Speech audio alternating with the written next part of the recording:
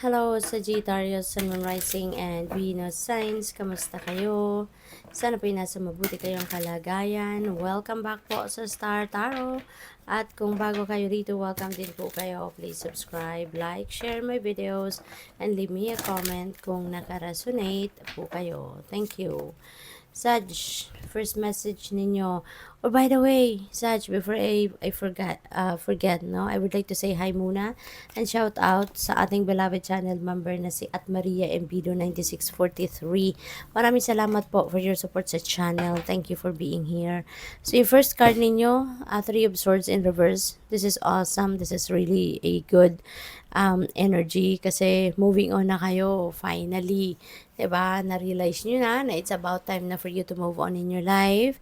It's about time na para talikuran niyo na yung lungkot, no? At maging masaya na lang kayo, magpatawad, maging magaan na ang inyong pakiramdam, mag-heal na, no? And i-let go na lahat ng mga bagahe sa inyong dibdib. I-let go na yung mga nagpapahirap or nagpapabigat ng inyong pakiramdam. Okay?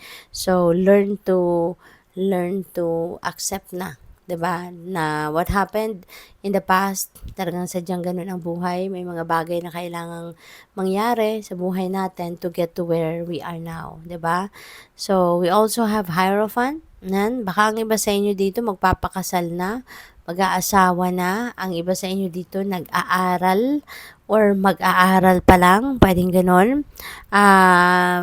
This is the time, that you are focused on educating yourself. Gusto ninyo siguro na mas marami pa kayong matutunan. Maybe there are things that you are curious about na gusto mong i-research, gusto mong alamin, gusto mong madiskubre, because also kailangan na tuloy-tuloy ang pag-gain ng knowledge, 'di ba? Para na mas marami din kayong ma-share sa iba, mas marami kayong pwedeng i-impart, no, na wisdom sa ibang tao.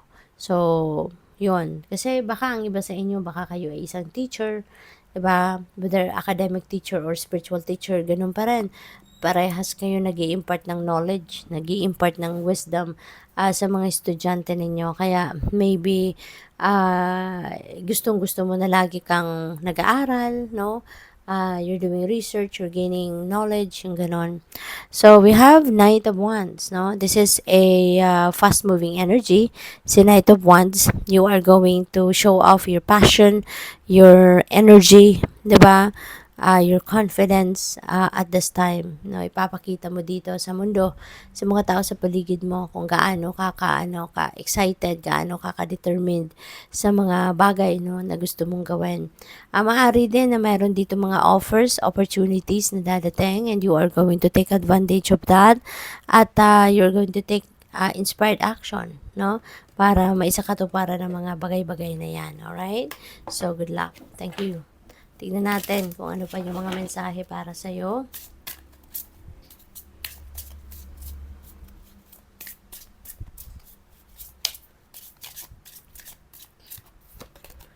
We have number 6, clouds. Ayan. So, parang storm warning, no?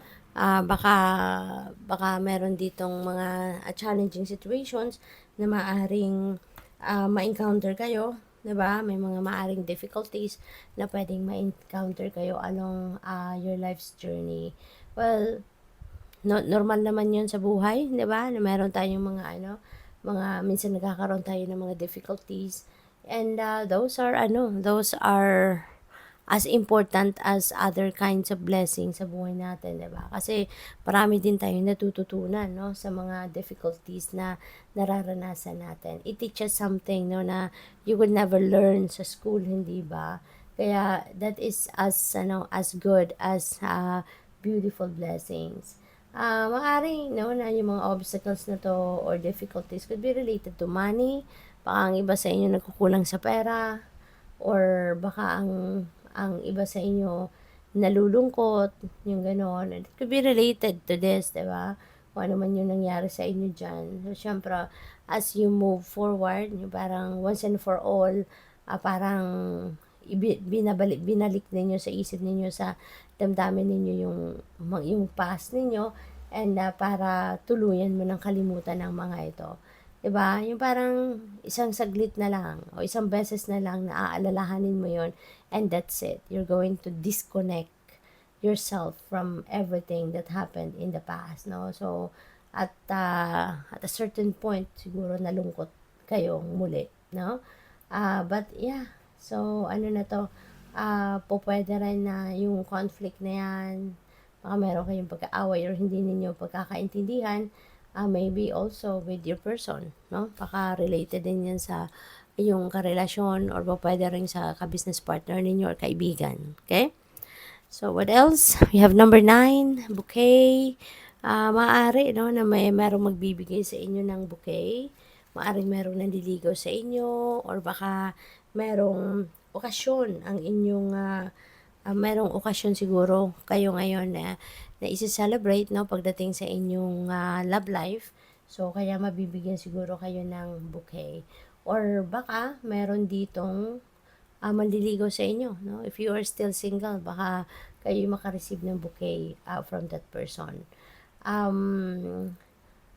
Pwede rin, no? Na pagdating naman sa trabaho, baka ngayon you will be feeling like um, well appreciated, no? Sa trabaho. Kasi baka makikita mo na parang na-appreciate ng mga tao, ng boss mo, na natutuwa sila sa ginawa mo, maaring gano'n, nai-impress sila sa ginawa mo. So, yung parang in a way, parang very rewarding, no? Para sa'yo kung ano man ang trinabaho ninyo dyan.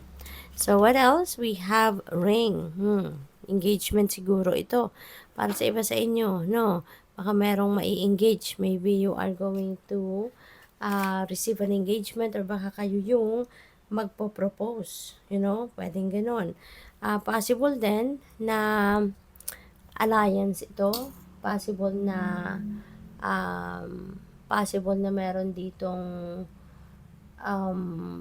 may parang partnership, you know, yung parang partnership, pero merong magtutulungan, cooperation will be there, parang ganun. And possible din, no, na baka ang iba sa inyo rito talagang magle-level up na ng inyong commitment with your person. 'Di ba? So, pwedeng ganun din ang ganap dyan.